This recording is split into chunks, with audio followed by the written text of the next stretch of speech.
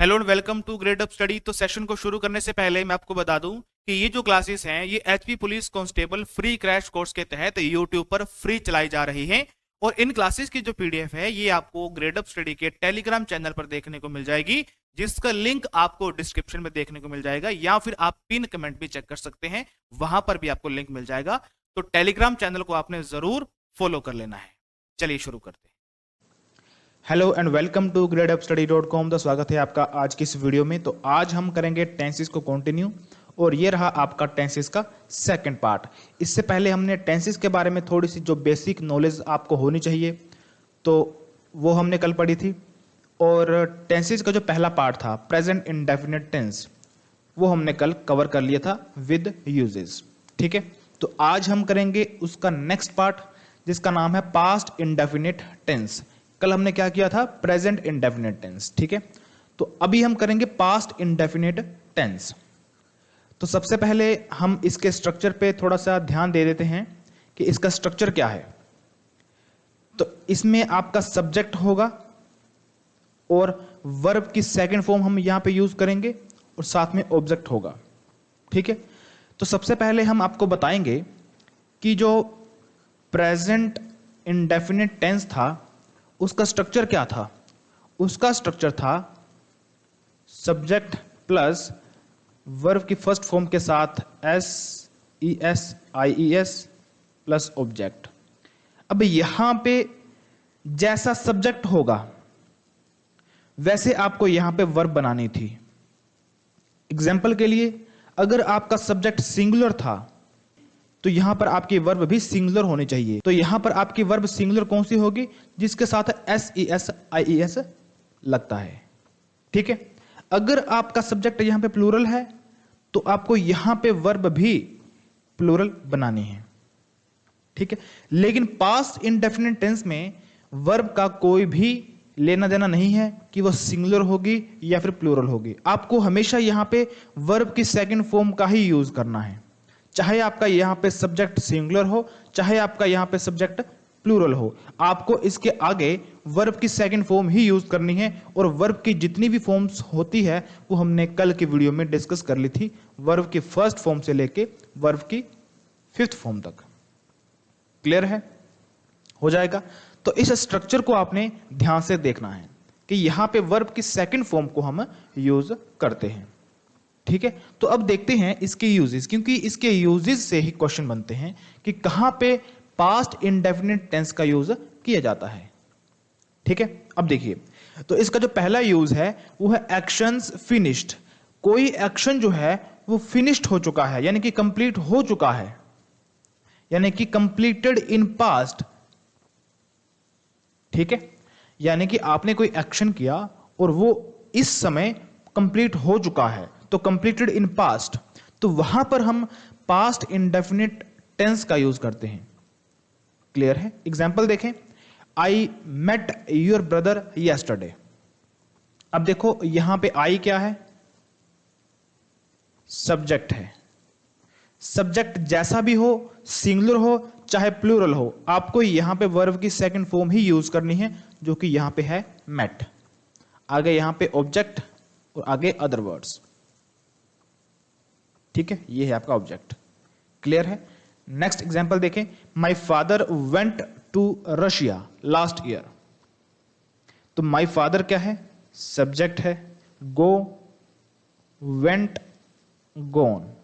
तो second form क्या है? वेंट। तो यहां पे सेकंड फॉर्म यूज की हुई है। आगे टू रशिया, ये आपका ऑब्जेक्ट है, अदर वर्ड्स। ठीक है, नेक्स्ट एग्जांपल देखें, शी सब्जेक्ट है, बाउट ये आपके पास वर्ब की सेकंड फॉर्म है, अ कार ऑब्जेक्ट है, अदर वर्ड्स। अब यहां पे जो मेन चीज आपको ध्यान रखनी है कि आपको कैसे पता चलेगा कि वो जो एक्शन है वो कंप्लीट हो चुका है या फिर नहीं। यानी कि यहां पर फिर से आपको टाइम वर्ड्स की तरफ ध्यान देना है। कल हमने क्या किया था कि आपको कुछ ऐसे टाइम वर्ड्स बताए थे जो आपको ये बताते हैं कि कौन सा एक्शन एक हैबिचुअल एक्शन है, कौन सा एक्शन एक रिपीटेड एक्शन है। ठीक है, लेकिन यहां पे आपको टाइम वर्ड्स देखने हैं, कौन से टाइम वर्ड्स जो आपको ये बताएं कि क्या ये वाला जो एक्शन यहां पे हो रहा है, ये वाला, क्या ये कंप्लीट हो चुका है या फिर नहीं, क्या ये कंप्लीट हो चुका है या फिर नहीं। ठीक है, और मैंने आपको यह भी बताया था कि एक्शन वर्ड्स कौन से होते हैं। एक्शन वर्ड हम बोलते हैं मेन वर्ब को। इसको बोलते हैं मेन वर्ब को। तो यहां पे मेन वर्ब कौन सी है, बताओ कौन सी है मेन वर्ब। यहां पे आपकी मेन वर्ब है मेट, यहां पे आपकी मेन वर्ब है वेंट, यहां पे आपके मेन वर्ब है बाउट। तो क्या ये वाला जो एक्शन है ये कंप्लीट हो गया है या फिर नहीं, किससे पता चलेगा, ये पता चलेगा इन टाइम वर्ड से। किससे पता चलेगा, इन टाइम वर्ड से। तो क्यों ना मैं आपको कुछ ऐसे टाइम वर्ड्स बता दूं जिससे आपको यह पता चल जाए कि ये वाला जो एक्शन वर्ड है ये कंप्लीट हो गया है या फिर नहीं। क्लियर है। तो अभी आपको इन टाइम वर्ड्स को ध्यान से देखना है, इनको याद ही कर लेना है कि अगर आपके सेंटेंस में अगर ये वाले टाइम वर्ड्स दिख जाए, इसका मतलब है कि जो एक्शन है वो कंप्लीट हो चुका है। ठीक है, तो कौन कौन से वर्ड्स हैं, yesterday, yesterday morning, yesterday evening, the day before yesterday, ago, the other day, last night, last week, last month, last year, in 1991। यानी कि यहां पे कोई भी आपका सन होगा, यानी कि 1991 यहां पे एक एग्जांपल के तौर पे हमने लिखा हुआ है। ठीक है, यहां पे हम ऐसे भी बोल सकते हैं इन 2022। ठीक है, यहां पे कोई भी ईयर हो सकता है। ठीक है, और इन जुलाई तो यहां पे कोई भी मंथ हो सकता है। ठीक है, तो इस तरह के टाइम वर्ड्स अगर आपको किसी भी सेंटेंस में दिखते हैं तो इसका मतलब वो जो सेंटेंस होगा वो पास्ट इंडेफिनिट टेंस के स्ट्रक्चर को फॉलो करेगा। क्लियर है, ठीक है ना। तो इन टाइम वर्ड्स को आपने ध्यान से पढ़ना है, याद कर लेना है। यहां पे लिखा भी हुआ है time expressions of finished actions in past. Clear है, चले आगे। चलिए, अब आपका टाइम शुरू हो जाता है, वीडियो को पॉज करना है, देन इस क्वेश्चन को पढ़ना है और आपको यह देखना है कि किस वाले पार्ट में गलती है। ठीक है, तो वीडियो को पॉज करें, देन इसको सॉल्व करें। तो मैं यहां पे क्वेश्चन को पढ़ लेता हूं। Mr Hayon and the other dissident leaders have taken shelter at the church last month after the authorities ordered their arrest. No error. अब देखो यहां पे मैंने आपको क्या बोला था कि आपको टाइम वर्ड्स की तरफ ध्यान देना है। यहां पे क्या लिखा हुआ है, लास्ट मंथ। ठीक है, तो ये एक ऐसा टाइम वर्ड है जो ये बताता है कि यहां पर जो एक्शन हो रहा है वो कंप्लीट हो चुका है in past, completed in past.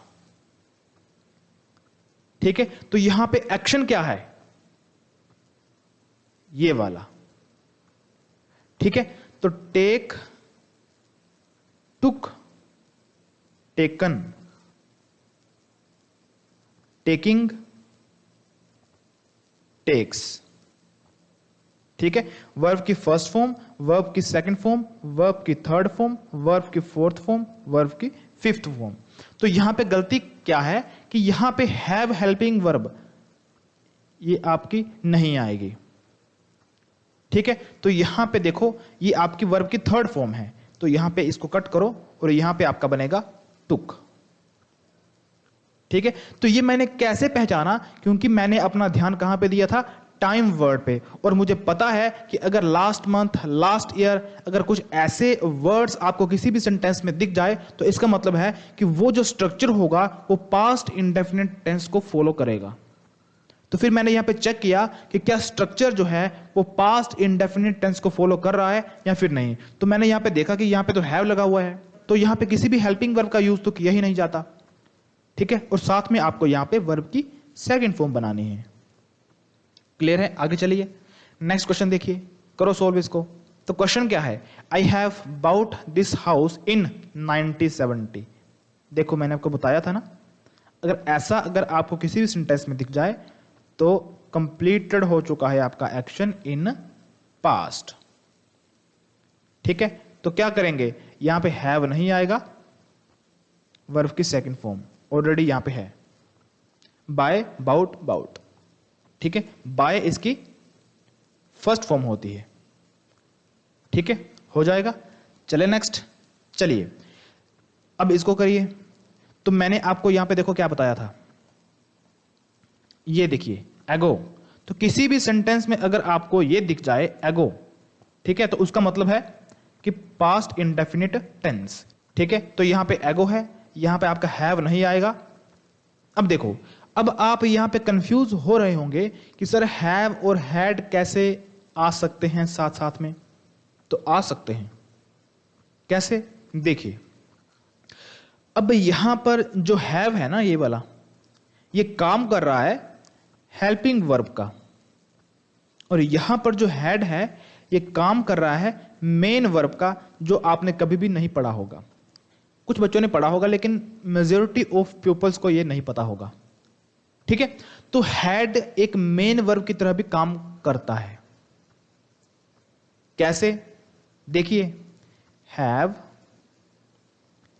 Had, had, having, has. तो ये है हैव की फॉर्म्स। यहां पे जो आपका हैव है ये काम कर रहा है हेल्पिंग वर्ब की तरह, यहां पे जो आपका हैड है ये काम कर रहा है मेन वर्ब की तरह। अब यहां पे लिखा हुआ है हैड, इसका मतलब ये आपकी वर्ब की सेकंड फॉर्म है या फिर थर्ड फॉर्म है। ठीक है, तो यहां पे आपकी सेकंड फॉर्म भी है हैड और थर्ड फॉर्म भी है, लेकिन जो मेन बात है कि यहां पे आपका हेल्पिंग वर्ब कोई भी नहीं आएगा। क्लियर है, तो इसका फिर सही आंसर क्या होगा, क्या बनेगा, ये आई हैड। हैड आपकी सेकंड फॉर्म भी है तो यहां पे हैड चलेगा। ठीक है, मेन वर्ब, वर्ब की सेकंड फॉर्म। तो I had lunch 1 hour ago। Clear है, ठीक है ना। तो इसको अपने ध्यान रखना है कि हैव की फॉर्म्स भी होती है, ये आपकी फर्स्ट फॉर्म है, ये आपकी सेकंड फॉर्म है, ये आपकी थर्ड फॉर्म है, फोर्थ फॉर्म है, लास्ट फिफ्थ फॉर्म है। ठीक है, चलें आगे। चलिए अब हम देखते हैं इसका यूज नंबर 2। ऐसे सेंटेंस आपने काफी बार देखे होंगे लेकिन आपको ये समझ में नहीं आती होगी। जो sentence it is time, it is high time, it is about time, it is opportune time से शुरू होते हैं, उनके बाद ये स्ट्रक्चर क्यों फॉलो होता है, इसके पीछे का रीजन है। ठीक है, तो सबसे पहले तो आपको यह ध्यान रखना है कि अगर आपका कोई भी sentence it is time, it is high time, it is about time, it is opportune time से शुरू होता है तो आगे आपको सब्जेक्ट के साथ वर्ब की सेकंड फॉर्म का यूज करना है। ठीक है, अब देखो इसका मतलब क्या होता है, it is time, it is high time, it is about time, it is opportune time. देखो इसका मतलब होता है कि अब सही वक्त है। क्या मतलब है, अब सही टाइम है उस एक्शन को करने का, उस एक्शन को करने का। ठीक है, अब सही टाइम है उस एक्शन को करने का। लेकिन यहां पे देखो, यहां पे पास्ट की सेंस नहीं बनेगी, लेकिन आपको यह ध्यान रखना है कि अगर कोई भी sentence it is time, it is high time, it is about time, it is opportune time से शुरू होता है तो उसके आगे का जो स्ट्रक्चर होगा वो सब्जेक्ट प्लस वर्ब की सेकंड फॉर्म वाला होगा, जो कि पास्ट इंडेफिनिट टेंस वाला है।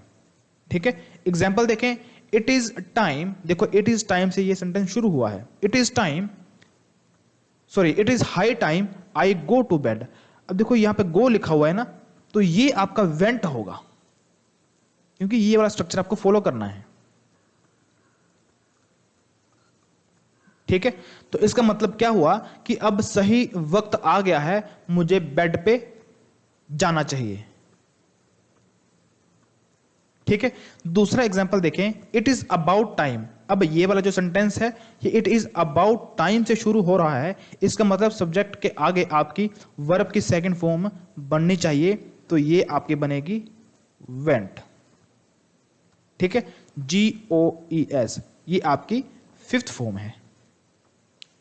क्लियर है, तो इसका मतलब ये हुआ कि अब सही वक्त हो चुका है, अब सही टाइम हो चुका है, मुझे स्टेशन को जाना चाहिए। क्लियर है, चलें आगे, समझ गए।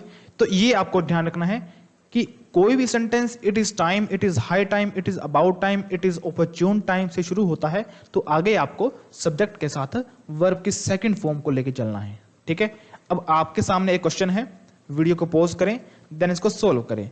तो क्वेश्चन क्या है, इट इज हाई टाइम। तो अगर इट इज हाई टाइम से कोई भी सेंटेंस शुरू होता है तो सब्जेक्ट के आगे वर्ब की सेकंड फॉर्म आपको यूज करनी है। तो ये आप देखो, शुड यहां पे नहीं आएगा, कोई भी हेल्पिंग, देखो शुड क्या है, एक मॉडल है, ठीक है, मॉडल वर्ब है। तो प्रिपेयर नहीं होगा, यहां पे क्या होगा, प्रिपेयर्ड, ठीक है, ये आपकी सेकंड फॉर्म है। तो it is high time we prepared for HAS exam, ठीक है। चले आगे, चलिए नेक्स्ट क्वेश्चन है।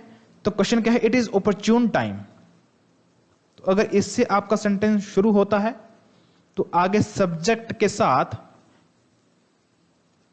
कोई भी हेल्पिंग वर्ब या फिर मॉडल्स नहीं आएंगे, सिंपली आपको वहां पे सेकंड फॉर्म यूज करनी है मेन वर्ब की। तो यहां पे टेक की जगह पे टुक आएगा, ठीक है। चले आगे, चलिए अब इसका लास्ट यूज है जो आपको ध्यान से पढ़ना है, ठीक है। इसके बारे में मैंने आपको पहले भी बताया था जब हमने जिरंड वगैरह पढ़े थे, शायद वो हमने वर्ब के चैप्टर में पढ़ा था, वर्ब में पढ़ा था हमने जिरंड वगैरह। और ये वाला जो रूल है ये भी हमने वहां पे पढ़ा था कि यूज्ड टू के बाद आपकी हमेशा वर्ब की फर्स्ट फॉर्म का यूज किया जाता है, ये हमने पढ़ा था, ठीक है। तो ये सेम टू सेम आपका यहां पर भी आ चुका है। तो देखिए क्या लिखा हुआ है कि हैबिट ऑफ पास्ट, मैं बचपन में मिट्टी खाया करता था, मैं बचपन में कंचे खेला करता था, तो वो मेरी हैबिट थी, ठीक है। आज से 10 साल बाद जो बच्चे होंगे, यानी कि जो अभी बच्चे हैं और 10 साल बाद वो जवान हो चुके होंगे, ठीक है, तो वो क्या बोलेंगे कि मैं पास्ट में, मैं बचपन में पबजी खेला करता था, ठीक है। तो ये बात है कि हैबिट ऑफ पास्ट, पास्ट की अगर कोई आपकी हैबिट है और अभी वो आपकी हैबिट नहीं है, तो उसके लिए जो आपका स्ट्रक्चर फॉलो होगा वो ये होगा, सब्जेक्ट के साथ आपका यूज्ड टू लगेगा और आगे वर्ब की फर्स्ट फॉर्म लगेगी। क्लियर है। अब यहां पे मैं आपको एक रीजन बताऊंगा कि यूज्ड टू के आगे वर्ब की फर्स्ट फॉर्म ही क्यों लगेगी है, क्या रीजन है इसके पीछे। अब वर्ब चैप्टर में मैंने आपको बताया था कि टू के बाद हमेशा वर्ब की फर्स्ट फॉर्म का यूज किया जाता है, ठीक है। ये बिल्कुल सही बात है कि टू के बाद वर्ब की फर्स्ट फॉर्म का यूज किया जाता है, लेकिन ये जो रीजन है ये यहां पे नहीं बैठेगा। ये बिल्कुल सही बात है कि टू के बाद वर्ब की फर्स्ट फॉर्म आती है, लेकिन यहां पर जो रीजन है यूज्ड टू के आगे वर्ब की फर्स्ट फॉर्म आने का, वो ये है कि ये जो यूज्ड टू है ना, ये क्या है, ये मॉडल वर्ब है, ये मॉडल वर्ब है, ठीक है। तो जितने भी मॉडल्स होंगे उनके आगे हमेशा वर्ब की फर्स्ट फॉर्म का ही यूज किया जाता है, ये आपको आज ध्यान में रखना है। यहां पे आप साथ में नोट कर सकते हो कि जो मॉडल्स होते हैं तो सभी मॉडल्स के साथ हमेशा वर्ब की फर्स्ट फॉर्म ही यूज की जाती है, जो कि यहां पर की हुई है। तो यूज्ड टू क्या है, ये एक मॉडल वर्ब है, या आप इसको मॉडल वर्ब बोल लो या फिर आप इसको मॉडल बोल लो, ठीक है, एक ही बात है। तो इसके बाद हमेशा वर्ब की फर्स्ट फॉर्म का यूज किया जाता है, ठीक है। एग्जाम्पल देखें, आई यूज्ड टू एट, ये आपकी वर्ब की फर्स्ट फॉर्म है। वर्ब की सेकंड फॉर्म क्या होती है, एट, ठीक है। अगर आपको यहां पे 8 दे दिया जाए तो यहां पे 8 गलत होगा, EAT 8 होगा। क्लियर है। आगे चले, she used to play guitar in college, she used to play verb की फर्स्ट फॉर्म है, तो ये बिल्कुल सही सेंटेंस है, ठीक है। तो आपको यह ध्यान रखना है कि यूज्ड टू के बाद वर्ब की फर्स्ट फॉर्म का यूज किया जाता है। और क्यों किया जाता है, क्योंकि यूज्ड टू एक मॉडल है, मॉडल वर्ब है, और every model verbs take verb की फर्स्ट फॉर्म, ठीक है। चले आगे, चलिए अब देखिए, अभी हमने बात की थी हैबिट इन पास्ट, तो उसके लिए जो स्ट्रक्चर था वो मैंने आपको बता दिया कि सब्जेक्ट के साथ यूज टू लगेगा और इसके आगे वर्ब की फर्स्ट फॉर्म लगेगी। अब देखिए हैबिट इन प्रेजेंट, इसके बारे में भी मैंने आपको बताया था वर्ब के चैप्टर में कि अगर यूज टू लिखा हुआ है तो उसके आगे वर्ब की फर्स्ट फॉर्म आएगी। लेकिन अगर यूज्ड टू के पीछे is, am, are, was were, be, been, being आ जाता है तो आपको यूज्ड टू के आगे वर्ब की फर्स्ट फॉर्म के साथ आईएनजी लगाना है। और ये जो वर्ब की फर्स्ट फॉर्म के साथ आईएनजी होगा इसको हम बोलते हैं जिरंड। और आई होप आपको अभी जिरंड के बारे में पक्का पता होगा कि जिरंड क्या होता है। क्लियर है? ठीक है ना? तो ये डिफरेंस है हैबिट इन पास्ट और हैबिट इन प्रेजेंट के स्ट्रक्चर में। हैबिट इन पास्ट में यूज्ड टू से पहले कोई भी हेल्पिंग वर्ब का यूज नहीं किया जाता। लेकिन अगर यूज्ड टू के पीछे is, am, are, was were, be, been, being helping verb का यूज किया जाता है तो आपको आगे जिरंड लेके चलना है। यहां पे आपको वर्ब की फर्स्ट फॉर्म नहीं लिखनी है और इसको हम बोलेंगे हैबिट इन प्रेजेंट। एग्जाम्पल देखें, आई यूज टू गैम्बल, खेला करता था। ठीक है, था यानी कि पास्ट की हैबिट है वो। अब यहां पे क्या लिखा हुआ है, I am used to gambling, वो अभी भी गैम्बलिंग खेलता है। ठीक है, तो ये डिफरेंस है हैबिट इन पास्ट और हैबिट इन प्रेजेंट का।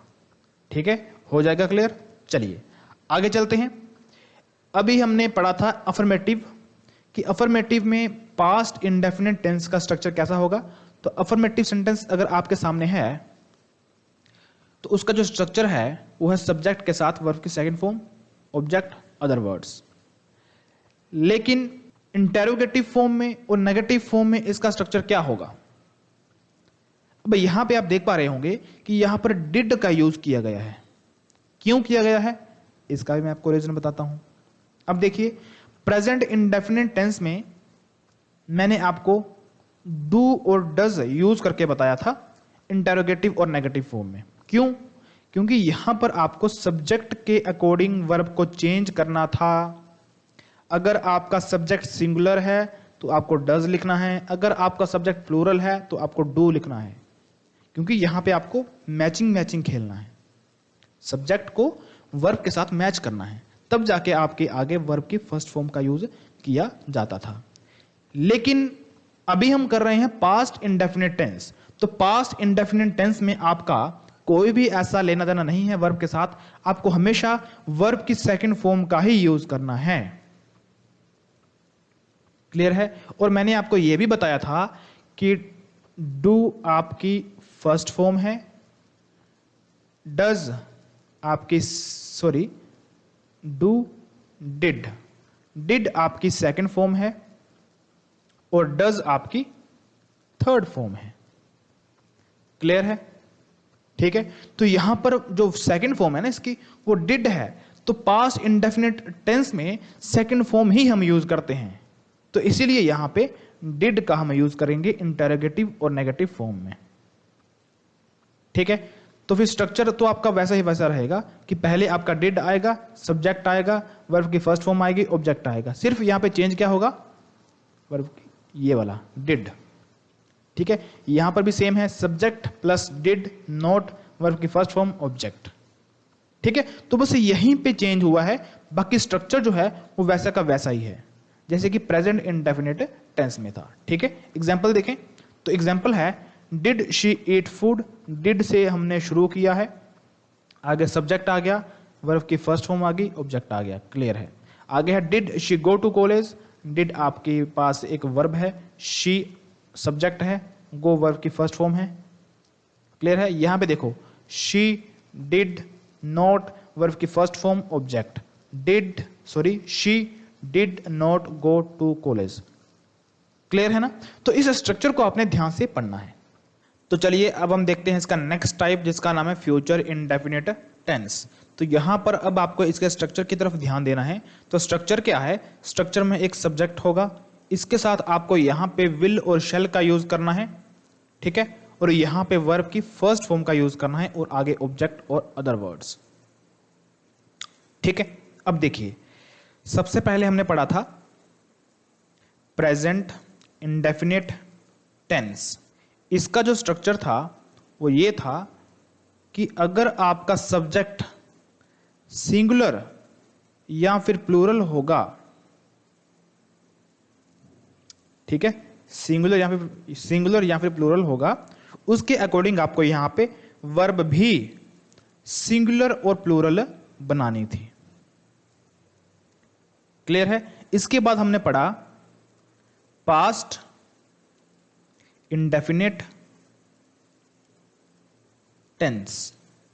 इसका स्ट्रक्चर क्या था? सब्जेक्ट प्लस वर्ब की सेकंड फॉर्म प्लस ऑब्जेक्ट।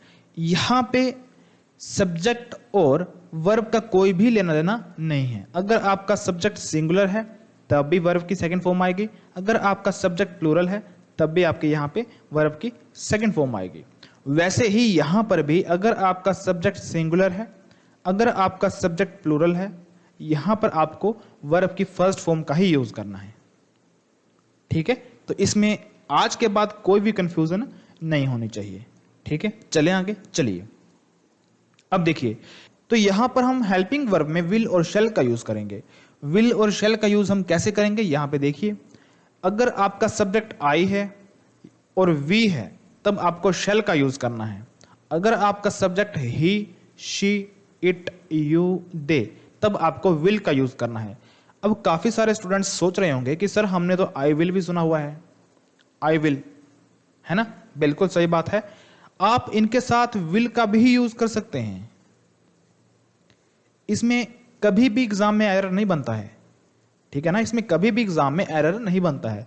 जहां से एरर्स बनते हैं, जहां से क्वेश्चन बनते हैं, वो बनते हैं इसके यूजेस से। ठीक है? यहां पे देखिए, सबसे पहली बात हम पढ़ रहे हैं फ्यूचर इंडेफिनिट टेंस। तो अगर कोई एक्शन फ्यूचर में हो रहा है तो वहां पर तो हम फ्यूचर इंडेफिनिट टेंस का ही यूज करेंगे। ठीक है? तो ये एक नॉर्मल सा यूज है कि कोई एक्शन अगर फ्यूचर में हो रहा है या फिर होगा तो वहां पर आपको फ्यूचर इंडेफिनिट टेंस का यूज करना है। ठीक है? एग्जांपल देखें, आई शैल गो टू दिल्ली टुमारो। ठीक है? I shell go to Delhi tomorrow. तो आई सब्जेक्ट है, शैल आपकी हेल्पिंग वर्ब है, गो क्या है आपके पास? वर्ब की फर्स्ट फॉर्म है, अदर वर्ड्स। वैसे ही will buy a car, he क्या है? सब्जेक्ट है, विल क्या है? हेल्पिंग वर्ब है, बाय क्या है? वर्ब है, अ कार क्या है? ऑब्जेक्ट है, और सून ये आपका टाइम वर्ड है या फिर अदर वर्ड है। ठीक है? तो ये एक नॉर्मल सा यूज है कि अगर कोई भी एक्शन फ्यूचर में होगा, हैपन इन फ्यूचर, तो वहां पे आपको फ्यूचर इंडेफिनिट टेंस का यूज करना है। ठीक है? चलें आगे। आपके सामने एक क्वेश्चन है, सॉरी दो क्वेश्चन है, यहां पर आपको यह देखना है कि किस वाले पार्ट में एरर है। ठीक है? तो क्वेश्चन क्या है? If you will come here I shall help you. देखो, मैंने आपको पहले ही बताया था कि सेंटेंस और क्लाउज में डिफरेंस होता है। जब हमने प्रेपोजिशन पढ़ी थी या फिर कंजक्शन पढ़ी थी तो मैंने आपको पहले बताया हुआ है कि सेंटेंस और क्लाउज में डिफरेंस होता है। ठीक है? और क्लाउज की डेफिनेशन क्या है, यानी कि स्ट्रक्चर क्या है? एक सब्जेक्ट होगा और एक वर्ब होगी, आपका एक क्लाउज बन गया। ठीक है? और सेंटेंस की पहचान क्या होगी कि जहां पर आपका फुल स्टॉप लग जाता है मतलब एक सेंटेंस बन गया।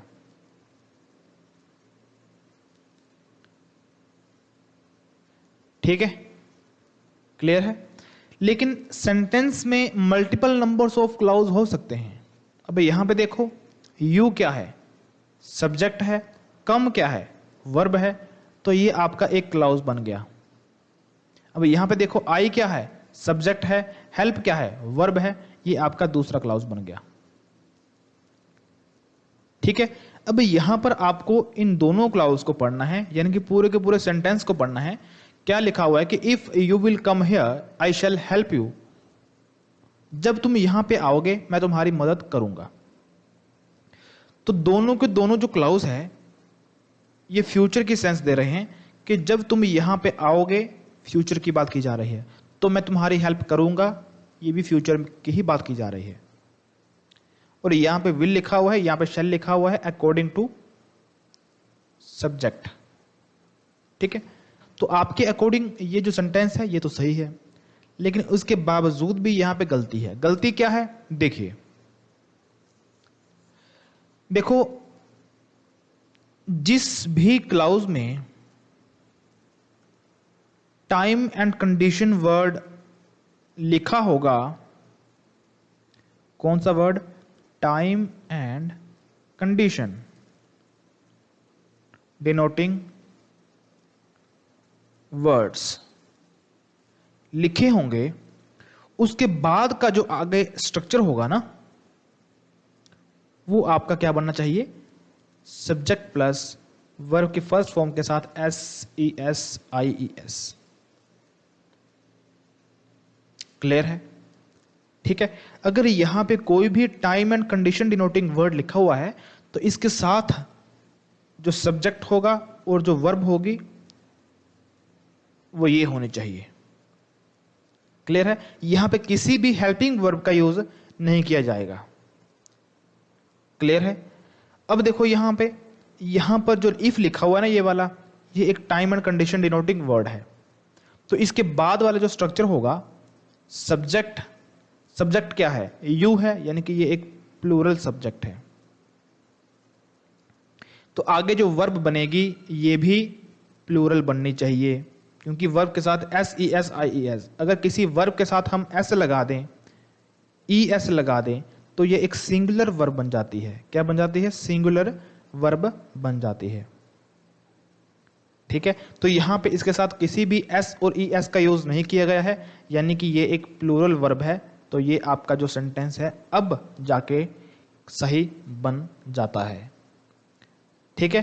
तो सेंटेंस क्या बनेगा? If you come here I shall help you. अब देखो मैंने आपको बताया था कि जिस वाले क्लाउज में वो time and condition denoting word लिखा होगा, उसी क्लाउज का ही आपको सब्जेक्ट और वर्ब को देखना है। जो दूसरा क्लाउज होगा उसकी तरफ आपको नहीं देखना है। ठीक है। क्वेश्चन नंबर 2 देखें। When he will come here he will get the job. जब वो यहां पे आएगा उसको जॉब मिल जाएगी। तो दोनों जो क्लाउज है ना, ये दोनों के दोनों क्लाउज फ्यूचर की ही बात कर रहे हैं, लेकिन यहां पर जो व्हेन लिखा हुआ है ना, ये एक time and condition denoting word है। ठीक है। अब ये पहले वाले क्लाउज में ही लिखा हुआ है, यानी कि आपको इसी के सब्जेक्ट और वर्ब की तरफ ध्यान देना है। ठीक है। सबसे पहली बात, यहां पे किसी भी हेल्पिंग वर्ब का यूज नहीं किया जाता, तो विल यहां पे नहीं होगा। अब यहां पे लिखा हुआ है ही, तो ही क्या है? एक सिंगुलर चीज है, सिंगुलर नाउन है। ठीक है। अगर सिंगुलर नाउन है तो यहां पर आपको वर्ब भी सिंगुलर लिखनी है। तो क्या बनेगा? कम्स। मैंने आपको क्या बोला था? S और ES लगा देते हैं तो आपकी जो वर्ब है वो सिंगुलर बन जाती है। तो यहां पे आपको कम्स लिखना है। तो क्या बनेगा? When he comes here he will get the job। ठीक है। अब देखो आपको कैसे पता चलेगा कि ये जो वर्ड है ये एक टाइम डिनोटिंग यानी कि time and condition denoting word है या फिर नहीं? यस, इसका भी इलाज है। मैं आपको कुछ ऐसे वर्ड्स नोट करवाऊंगा जिनको देख के आपको यह पता चल जाएगा कि ये एक time and condition denoting words है। ठीक है। तो कौन कौन से वर्ड्स है? If, when, till, until, unless, as soon as long as, in case, provided that, before और आफ्टर। क्लियर है? अगर किसी भी क्लाउज में ये वर्ड्स आपको दिख जाएंगे तो उनके आगे वाला जो स्ट्रक्चर होगा वो आपको देखना है कि ये वाला होना चाहिए, सब्जेक्ट के साथ वर्ब की फर्स्ट फॉर्म के साथ SES IES लगा होना चाहिए। सब्जेक्ट अगर आपका सिंगुलर है तो वर्ब के साथ SES लगा होना चाहिए। ठीक है। अगर आपका जो सब्जेक्ट है वो प्लूरल है तो सिंपली आपको वर्ब की फर्स्ट फॉर्म यानी कि इसके साथ S और ES नहीं आएगा। क्लियर है? अब देखो टिल का मतलब क्या होता है? इफ और व्हेन का तो आपको पता है ना? टिल का मतलब होता है जब तक।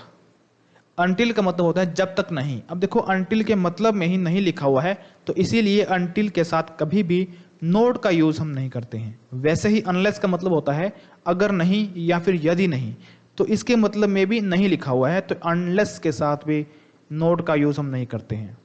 ठीक है। एज सून एज का मतलब होता है जैसे ही, एज लॉन्ग एज का मतलब होता है जब तक, इन केस का मतलब होता है अगर, और प्रोवाइडेड दैट का मतलब होता है शर्त यह है कि। ठीक है। और आफ्टर और बिफोर का आपको बताइए। चलिए आगे क्वेश्चन देखें। तो क्वेश्चन है unless you will work hard you will not succeed. करो इसको।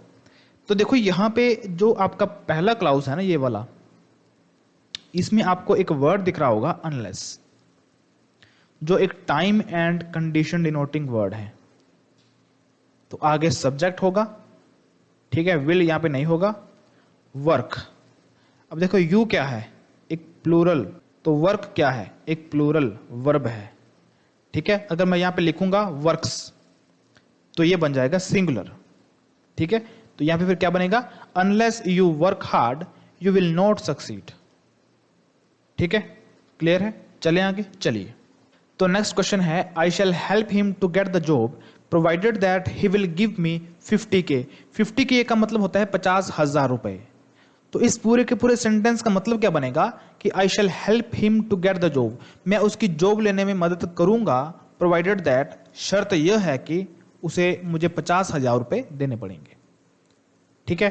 तो यहां पे देखो फिर से प्रोवाइडेड दैट लिखा हुआ है, तो इसके आगे ही लिखा हुआ है, विल यहां पे नहीं आएगा।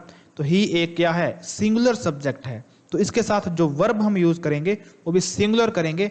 तो सिंगुलर वर्ब जो होगी वो होगी गिव्स।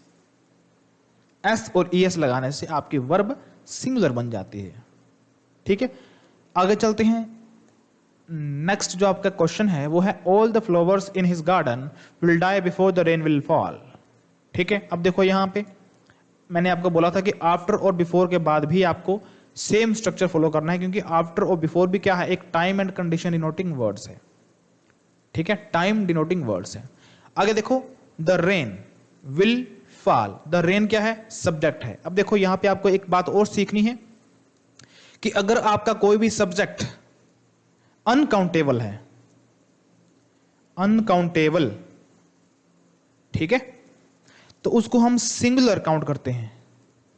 जैसे कि शुगर, तो शुगर क्या है, एक अनकाउंटेबल है, तो इसको हम सिंगुलर में काउंट करेंगे। क्लियर है, ठीक है। तो अगर ये सिंगुलर है तो विल तो यहां पे आएगा नहीं, फॉल का आपका बन जाएगा फॉल्स, क्योंकि फॉल्स क्या है, एक सिंगुलर वर्ब है। तो क्या बनेगा, all the flowers in his garden will die before the rain falls. Clear है। तो आज हमने क्या पढ़ा, सबसे पहले हमने इसकी सेकंड टाइप पढ़ी थी, इसका नाम था पास्ट इंडेफिनिट टेंस, और अभी हमने पढ़ा फ्यूचर इंडेफिनिट टेंस, ठीक है। तो इंडेफिनिट जो है उसकी जो 3 कैटेगराइज है, प्रेजेंट की, पास्ट की और फ्यूचर की, ये हमने सारे की सारी कवर कर ली है विद यूजेस, यानी कि जहां जहां से भी क्वेश्चन आएंगे वो सारे के सारे यूजेस हमने क्लियर कर लिए हैं, ठीक है। तो कल हम पढ़ेंगे कॉन्टिन्यूस टेंस, यानी कि प्रेजेंट कॉन्टिन्यूस टेंस से हम शुरुआत करेंगे। और उससे पहले मैं आपको एक बात बता दूं कि आपको प्रेजेंट, पास्ट और फ्यूचर इंडेफिनिट टेंस को रिवाइज करके आना है। क्लियर है, ठीक है। चलिए फिर मिलते हैं फिर नेक्स्ट वीडियो में, तब तक के लिए जय हिंद, टेक केयर।